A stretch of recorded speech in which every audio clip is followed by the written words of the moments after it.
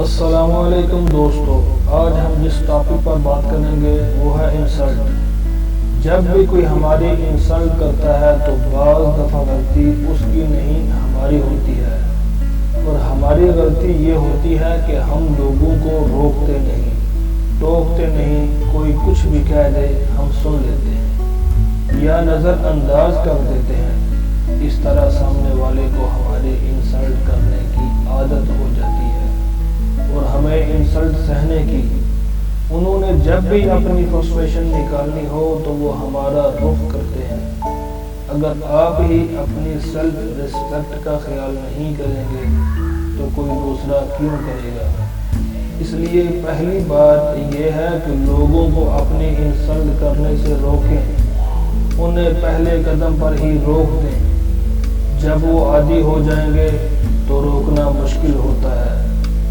اب ایسے لوگوں کو روکنے کا سب سے سمپل اور افیکٹو طریقہ یہ ہے، آپ ان کے ساتھ اپنی فیلنگ کو شیئر کریں، بڑے سیریس انداز میں سنجیدگی سے انہیں بتائیں، مجھے آپ کی یہ بات اچھی نہیں لگی، میری فیلنگ غلط ہوئی ہے، مجھے برا لگا ہے، دکھ ہوا ہے، آئندہ میرے ساتھ اس طرح کی بات نہ کرنا۔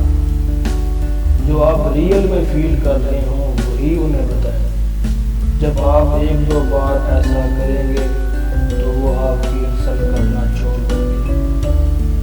اکثر ایسا ہوتا ہے جب آپ کوئی بات کر رہے ہوں تو آپ کی بات کاٹ کے بولنا شروع کر دیتے ہیں۔ ایسے مت کر لیتے ہیں، ایسے مت کہیں کہ جی آپ بات کر لیں۔ اس بات کو نظر انداز نہ کریں۔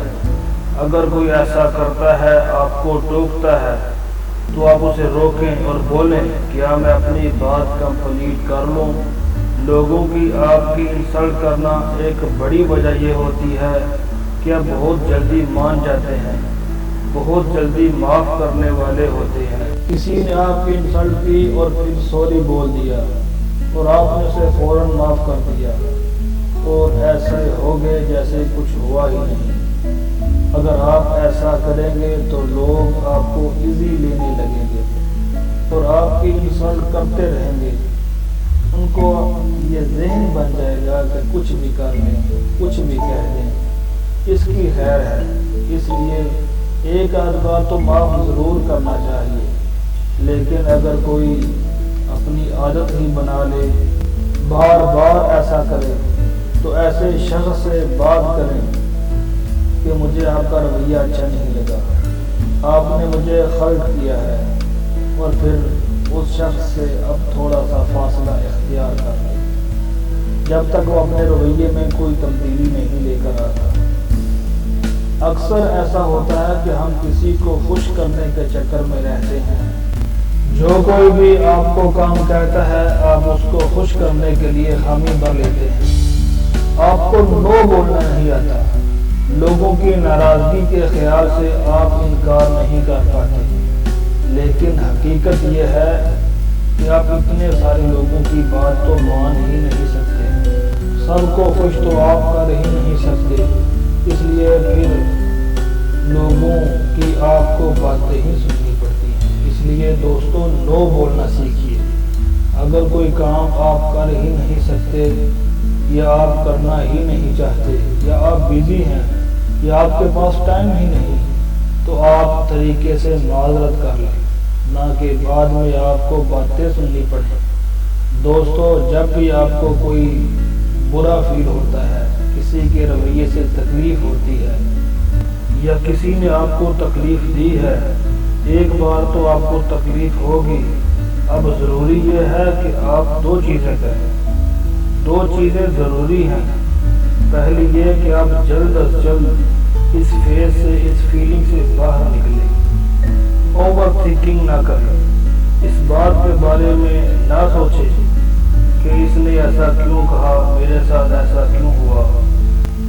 دوسری بات یہ ہے کہ آپ اس چیز کا کوئی حل نکالیں، دوبارہ نہ ہو، اور یہ ہوگا کہ آپ سامنے والے سے بات کر کے انہیں بتائیں کہ آپ کو برا لگا ہے، آپ نے کیا فیل کیا ہے۔ بعض دفعہ ایسا ہوتا ہے کہ سامنے والے کو پتہ ہی نہیں ہوتا کہ آپ ناراض ہیں، آپ منہ بنا کر بیٹھے ہوئے ہوتے ہیں، پریشان ہو رہے ہوتے ہیں۔ اس نے مجھے یہ کہا، اس نے مجھے ایسے انسلٹ کی، ہو سکتا ہے اس نے کسی اور انداز میں، کسی اور پرسپیکٹیو میں بات کی ہو اور آپ کسی اور اندازے میں سمجھے ہوں، کسی اور طریقے سے آپ نے اس بات کا مطلب سمجھا ہو۔ اس لیے جو بھی ہے آپ اس بوجھ کو اٹھا کر پھرتے مت رہیں۔